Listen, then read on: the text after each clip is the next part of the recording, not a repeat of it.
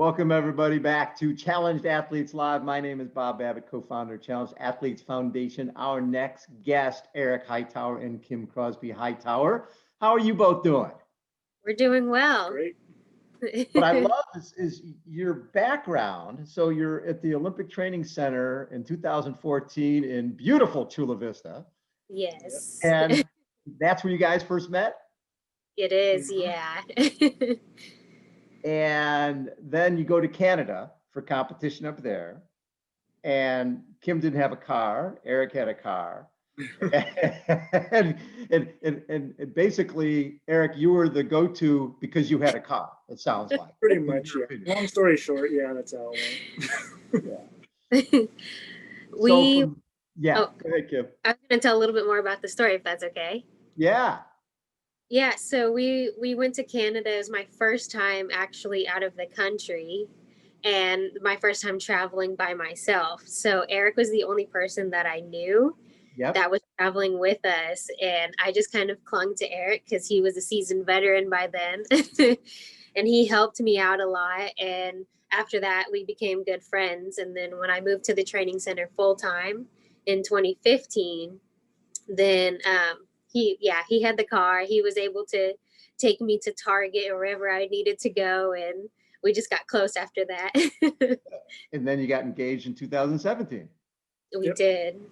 That is wonderful. And what's fascinating to me is, Kym, you're dealing with albinism. And so no pigment in your hair, skin, or eyes, and legally blind, 2400 vision. And then at the same time, Erik, you're dealing with spina bifida in your wheelchair, but you're both sprinters, right? Yes. You're both sprinters. So that bond of being sprinters, of understanding that when you go to the starting line, there's a different mindset when you're a sprinter, right? It's almost like a gunfight. When you guys go to the starting line, you can't be friends with that person next to you. It's, right? Talk a little bit about what connected you guys when it comes to just your racing.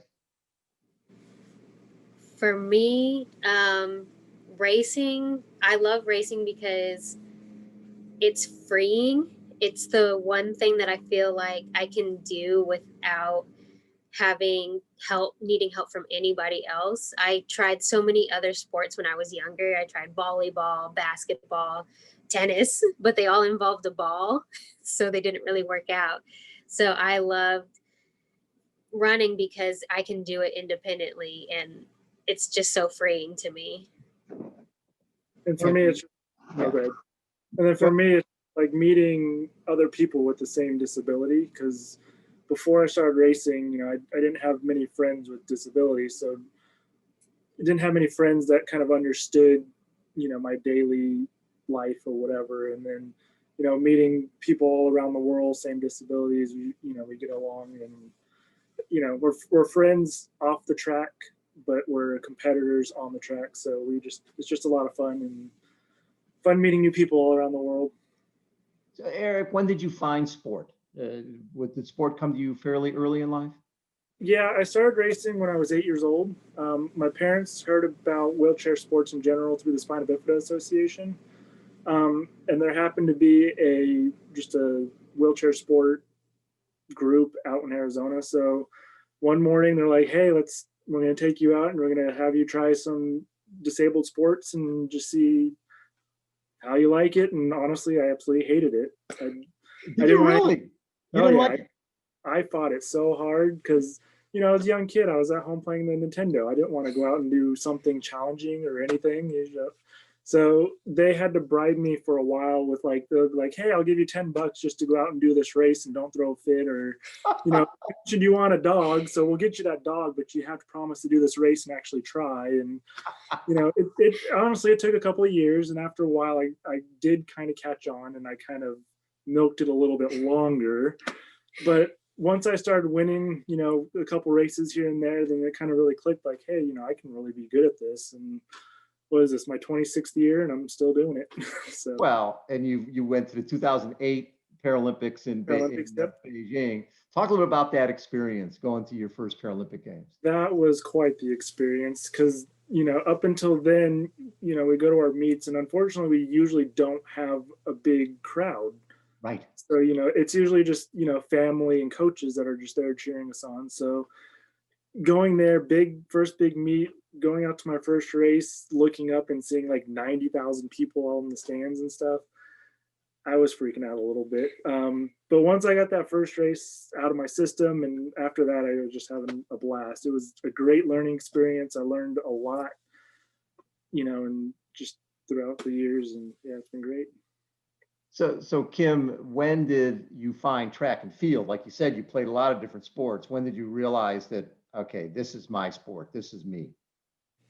I started as a freshman in high school, and I was actually out running the PE, running the mile in PE, and my brother was a senior at the time, so he came out and watched me run the mile, and him and my PE teacher said, "Oh, you should go out for the track team." And I was like, "No, I'm not interested." But when the track season came around, I decided to go out for the team, and I was working out with the team and I liked it. The team was fun, but I didn't think that it was for me and I almost quit. But my parents said, just go to one meet and see how it is. So that's what I did. I ran the 100 meters and won my first race, and it's been history ever since then. I see a pattern here, Kym. You go to your first Paralympics in Rio in 2016 and get by the way, a bronze medal in your first Paralympics. So you're sort of that quick learner type of person. Yeah. How was Yeah, that first Paralympic? Both of you were there. So yeah. you go there as a couple, and but you have to focus on yourself, but you still have to obviously care about the other person. Yeah. And for you, Kym, how was that first Paralympic experience? Oh my gosh, it was amazing. Better than I ever expected it would be. I was so nervous. I didn't think that I would do well in the 100 meters because our world record was broken the day before that in the prelims. Yeah. So I wasn't very confident in myself, but I just ran my race and did what my coach has been telling me to do all these years. And I came out with a bronze medal. And unfortunately, Erik wasn't there for my race because we have to also focus on ourselves. So he had to race later that night. Right.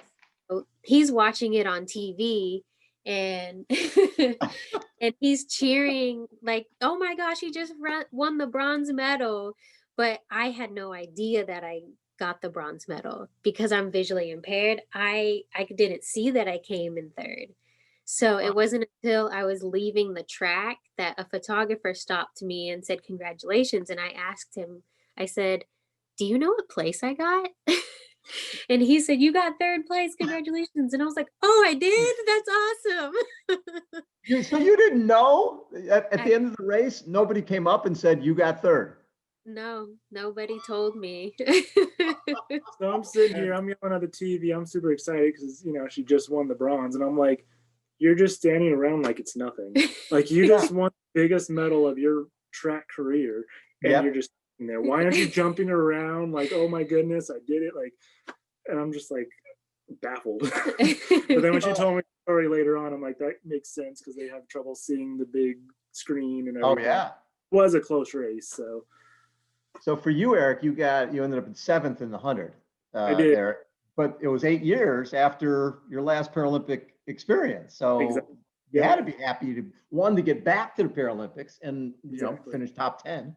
Yes, out of what 40, 50 athletes in my racing class. So, you know, I'm still working towards that medal, but you know, I'm not full 100% disappointed in a top 10 finish out of all those athletes. So it's work in progress. The other thing that's so important, obviously you're competing. You're out there to compete and get medals. At the same time, I think both of you, when you look around and when you look back at 2008 and how many people were around you in your class racing and how many are racing now, and the fact that it's a lot more, I'm guessing, than there were then, and a lot of that is a tribute to you guys, right? The fact that you've been out there and being role models and showing people what's next. How important is that for you? The medals are nice, but having people come up to you and say, "Kym, you're the reason I'm running track because I saw you take a bronze at the Paralympics in 2016. Does that mean a lot to you guys? Oh my gosh, it means so much to me. And that's the number one thing that I want to do is be the role model for these young girls. I used to go when I was in college, I used to go to the local elementary schools and talk to the visually impaired students. And they would tell me that they had no idea that they could do sports. And that broke my heart.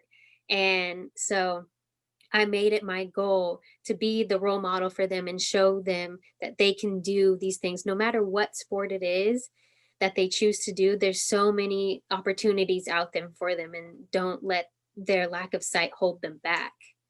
So it means a lot to be able to go out and show them that we can do this. And Eric, I'm sure just seeing both you guys out there at our CAF high school, adaptive high school track workouts, and you guys are both coaching there. Eric, is talk a little bit about what that means to you, seeing all these kids out there finding sports they never heard of before. It's great. I love, passing down my experience to the younger generation, knowing, they're the next ones up, because I'm coming towards the end of my career. So it's just great to be able to give them my knowledge so then they can go out there and be the best they can be for years to come. And then, maybe they will go on to be coaches and just, continue the process and everything. So it's been a great experience. I'm glad I've had this experience to coach these kids. So Kym, the fact that you guys both really do what, 100, 200, 400, can you train together? You guys go to a track together and train together? Kinda. You're at the track at the same time, but doing different workouts. But we Yeah. usually have different workouts. But we do every once in a while because, like for example, for the 200, she'll start basically the same time, but runners usually can get started faster than a wheelchair. So I'm usually trying to play catch up and trying to catch her by the end of a 200-meter race, and that's kind of where it usually equals out. Yeah. So I usually catch her within about maybe 5 to 10 meters from the line. So she's trying her hardest to stay ahead of me, and I'm trying my hardest to catch up to her. So, we do it as like a game, but at the same time, we're also getting a great workout because we're running at close to race speed to try to stay in front of each other, try to catch each other. So we try to do that as much as possible, but we also have a lot of our own workouts to do too. So Kym, one of the things that's always frustrating, and I hear this from CP athletes as well as VI athletes, is people can see what Eric's dealing with. They see the wheelchair. People see the prosthetic leg. People will see you and go, I don't see it. What's the issue, right? I'm counting, there's 2 arms, there's 2 legs, there's no wheelchair. She looks fine to me. Yeah. How frustrating is that as a world-class Paralympic athlete when people really don't have a sense of what you're dealing with? It's really frustrating to me because especially trying to be an athlete, trying to get sponsorships or things like that. First, disabled athletes we were told that, oh, they're not marketable enough. And now it's, I don't look disabled enough. And I'm sitting here going, what? So it is really frustrating, and people don't, just in everyday life, people don't know that I have a visual impairment unless I happen to have my cane or my guide dog with me. But they don't know that I have a visual impairment. So when I'm struggling or try to ask for help, they're looking at me like, why do you need help?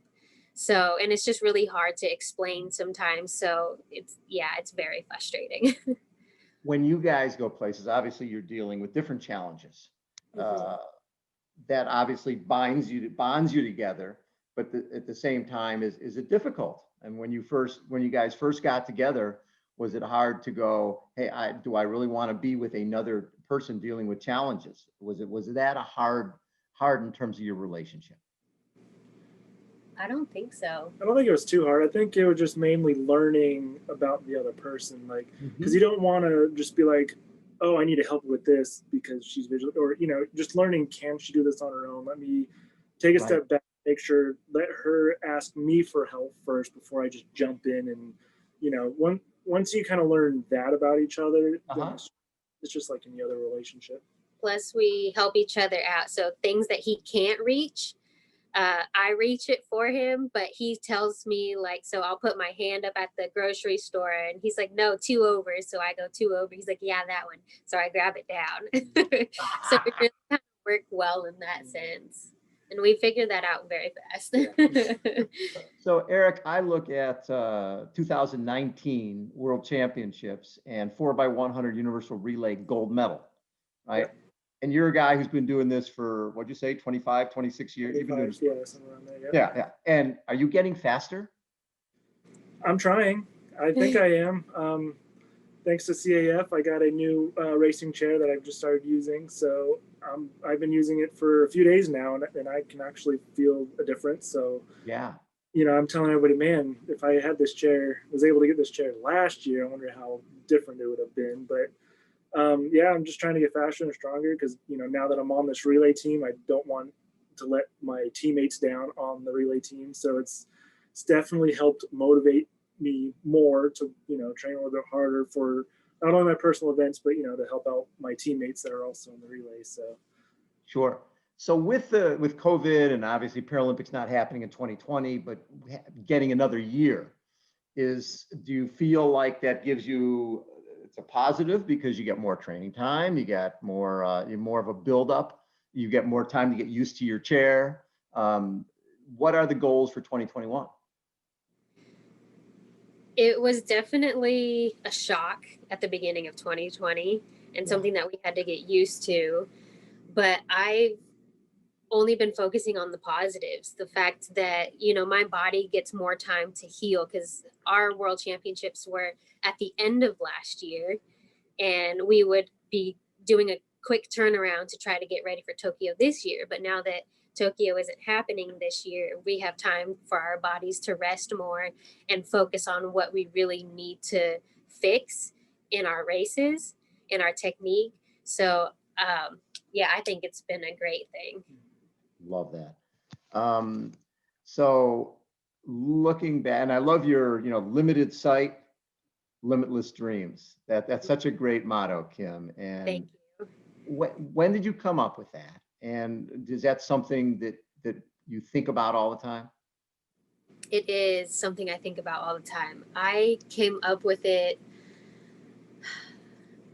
what was it, probably in 2015 or 2016, something like that. And it just came to me one night out of nowhere. I woke up and I was like, that's it. I've tried so many things and haven't succeeded in it, but I don't let it stop me. So I have so many other things that I have to look forward to, and that's what I focus on. So my first dream was to make it to the Paralympic Games in 2016. Check, did that, Yeah. and then I medaled. Check. So my dreams are limitless and they keep going. And even though I have limited sight, it's not stopping me from anything.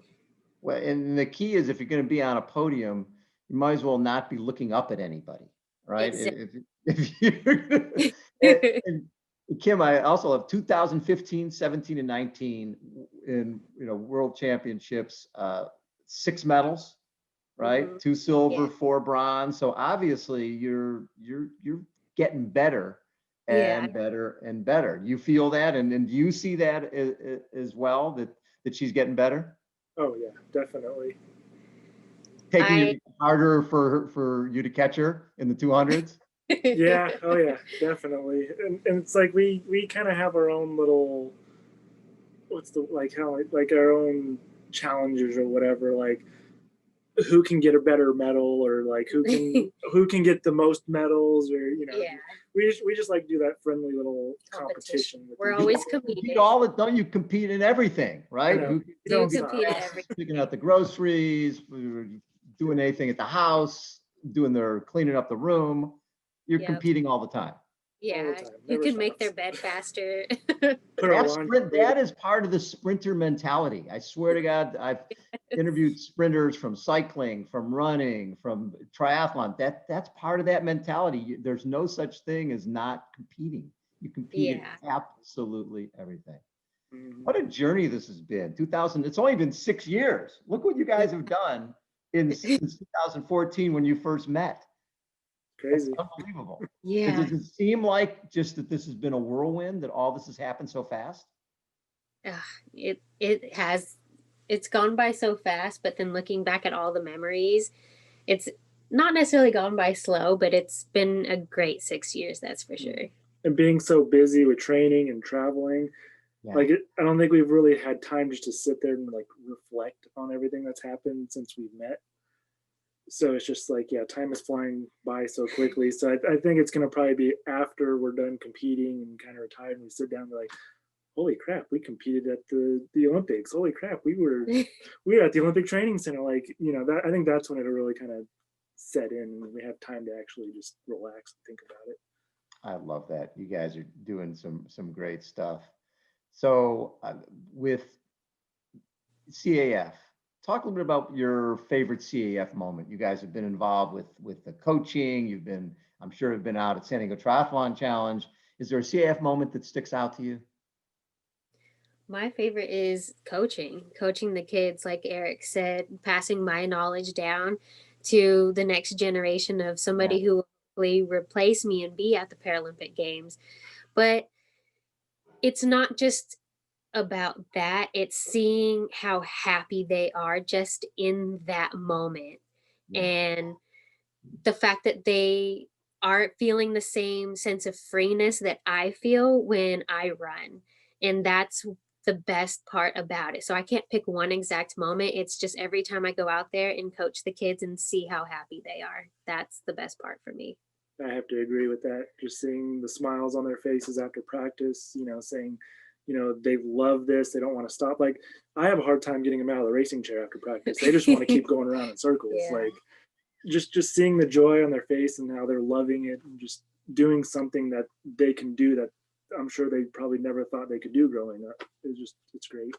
But you know what it is? The love they're feeling is a love that you guys are exuding. You're on that track saying this, we love this. And these kids are coming out there sort of like you years ago, Erik, going, I don't really want to be here. I could be playing video games. What the heck am I doing out here? Yep. Yeah, but they can tell from you that you love what you're doing. Yep. And that they're going to love it too. I really appreciate everything you guys do to bring that joy to our CEF kids. You guys are seriously, what you do is wonderful. Thank you so much.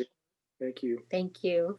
And thanks for being with us on Challenge Athletes Live. Really appreciate your time. Again, Erik Hightower, Kym Crosby-Hightower. They will be 2021 Paralympians once again. Thanks everybody for tuning in to Challenge Athletes Live. Thanks you guys. Thank you.